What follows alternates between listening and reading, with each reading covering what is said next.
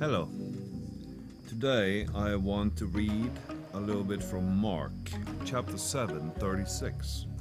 It reads, "And he charged them that they should tell no man. But the more he charged them, so much the more a great deal they published it."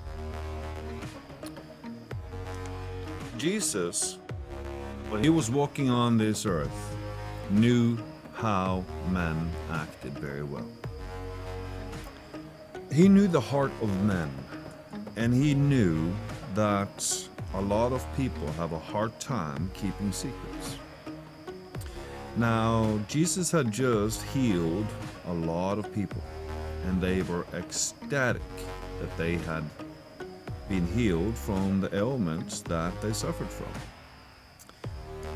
Jesus told them to not tell anyone about what had happened to them, knowing well that putting a lid of secrecy onto someone's happiness just makes it into a sort of a pressure cooker where they will have a hard time keeping this information to themselves, and they become living witnesses. Some would say that, well, isn't he manipulating people right here? Isn't he manipulating the people? You see, manipulation comes from the devil. Let's stop for 1 second and look at this. And let's not be too quick to make our own judgment. You see, most manipulation comes from fear, from a place of lack, from a place of deficiency, not feeling that you're deserving, and other factors like that. Jesus Christ had pure love, and he knew the weakness of the hearts of the people.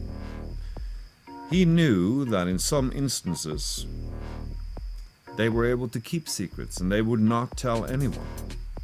So in those instances, you will see in the Gospels that he actually tells them to go and tell as many people as possible. But to some people, he knew that if he had told them to go tell as many people as possible, they would have been stubborn and done the opposite. So he knew that by telling them to keep it a secret, they would do exactly what he wanted. That was for them to brag to everyone about what he did. He was a genius. My God is a genius. Now, he told us, "Be shrewd as snakes, innocent as doves." Manipulation coming out of a space of love, where we want to see human beings, considered our brothers and sisters, doing well.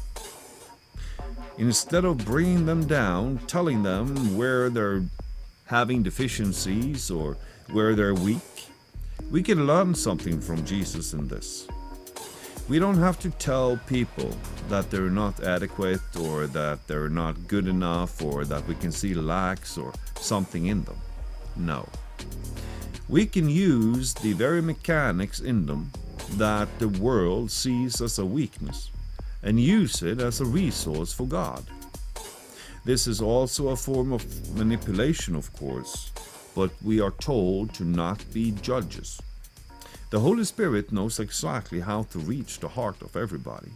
And it also says that in myself I can do nothing, but through him I can do everything.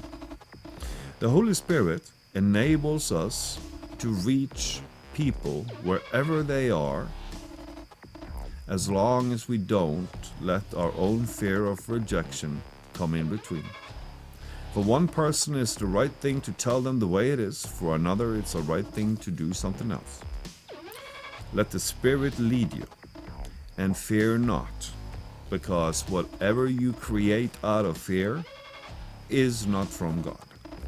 Be careful to create something out of fear. Fear is very often grounded in the self, and the self is selfish and doesn't do the will of God.